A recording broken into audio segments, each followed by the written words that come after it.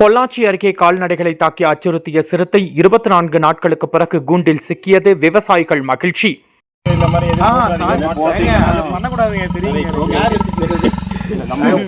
கிட்டத்தட்ட 8-9 மாசம் ஒர்க் பண்ணிட்டு இருக்கோம். கொஞ்சம் சத்தம் போடாதீங்க, வீடியோ டாக்குமெண்ட் பண்ணணும்.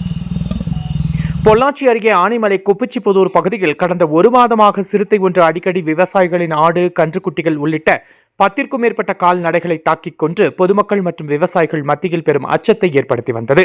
அப்பகுதியில் வைக்கப்பட்ட கண்காணிப்பு கேமராவில் சிறுத்தையின் நடமாட்டம் தொடர்ந்து பதிவாகிய நிலையில் வனத்துறையினர் 2 கூண்டுகள் வைத்து கண்காணித்து வந்தனர்.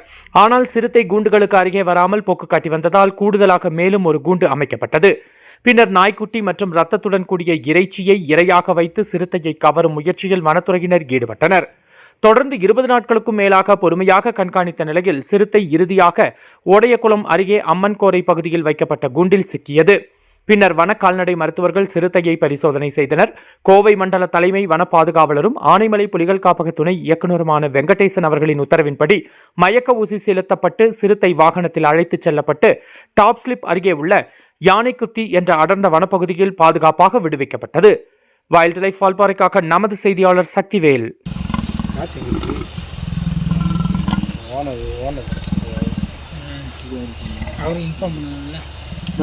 டாக்டர் மாத்திரம்